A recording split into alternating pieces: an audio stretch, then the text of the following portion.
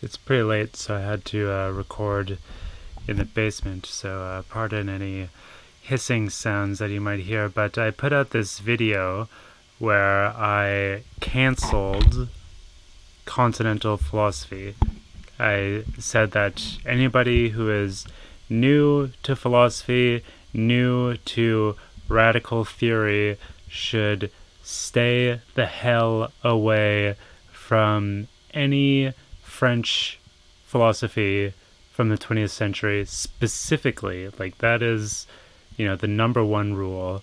But basically anything that is categorized as continental philosophy, they should stay away from. That means, that covers some Germans like Heidegger and some other like European people like Levinas. I think he might actually be French. Anyway, it covers basically all of the Anglo-American and British philosophers whose entire careers are basically just following in the wake of the French theorists like Eagleton and Jameson are pretty good. They're good to read, but you don't need to. They're not as dangerous as the French people because, their whole business is just like painfully explaining what the French guys are saying.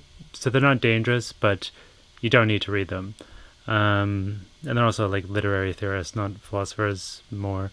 And, this also covers basically all of the Frankfurt School. Like the Frankfurt School, except for Adorno, Benjamin is not really part of the Frankfurt School. Benjamin is kind of like an outsider.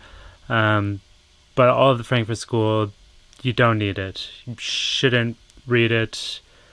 To some extent, they're less dangerous than the French, but you don't need it. Adorno and Benjamin, you also, if you're a beginner, just don't even waste your time. The basic idea is that you need to go back to like the 16th century and read Descartes, read Spinoza, read Leibniz, read like Malebranche, read Berkeley, read Hume, then read Kant, get a really good understanding of Kant, read some of the post-Kantians like Schiller, Schlegel, all those guys, Schopenhauer. You can, the coolest, the chicest, and this gets into the topic of today's video, but the most chic philosophy that I will sanction on this channel are Nietzsche and Kierkegaard. I've canceled Nietzsche before. You can read him, I'll sanction him, but you shouldn't be talking about him. Don't talk about Nietzsche. Kierkegaard, big ups to Kierkegaard. Let's all become Kierkegaard stans. Let's make this at the Kierkegaard channel. Anyway, so the idea here is that and like the argument that I want to respond to is that you need these new concepts. Deleuze wrote in What is Philosophy that the purpose of philosophy is to invent new concepts so that you can better diagnose the contemporary and all that jazz. That is bullshit. That is complete bullshit. And for anyone who, certainly for any beginner, but basically for anyone who is interested in studying political economy and doing radical theory, any Marxists out there, you absolutely don't need to waste your time. If you're at a beginner stage, especially, even if you're at an intermediate stage, there are a lot of people who are, intermediate in some sense, who are, firmly committed to, a communist Marxist ideology, but still get beguiled by people like Foucault or Deleuze or, Althusser is another story. I am not going to officially sanction him because he's French, but let's just leave him out of it. Badiou as well is basically like the only, contemporary French philosopher that I will sanction, but also don't read him. Anyway, the point is that, this idea of generating new ideas, are needing to get new concepts in order to understand the developments in capitalist society, so that you can, figure out how to do a revolution.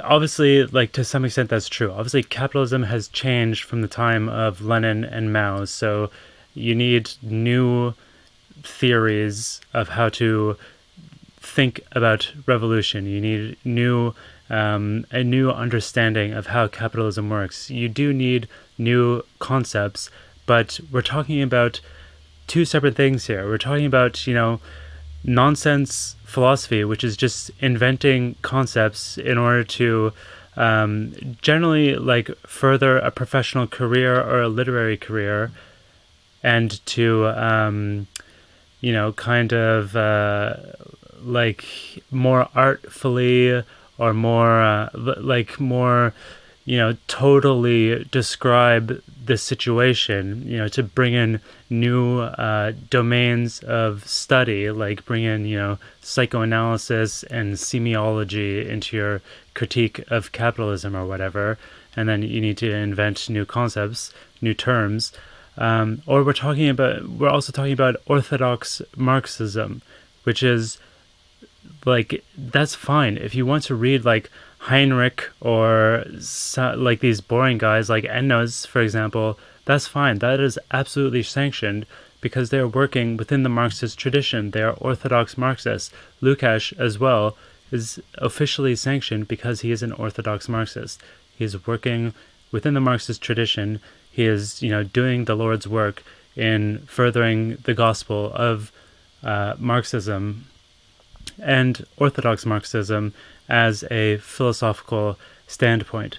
So the main thing that I want to tell you, I'm sorry for the repetitive nature of the video, is that you do not need to read these newfangled philosophers, these fancy, hip, cool guys like Deleuze especially, who is just so deeply, disgustingly fetishized. You don't need to read them in order to, understand capitalism, in order to theorize revolution. All you need to do is read Marx and then read some orthodox Marxists. What is orthodox Marxism? Well, that's a topic for another video. But basically, don't do eclecticism. Eclecticism is bad. It leads to bad things. Sorry, the cat just entered. But I'm going to leave it at that. I'll see you next time.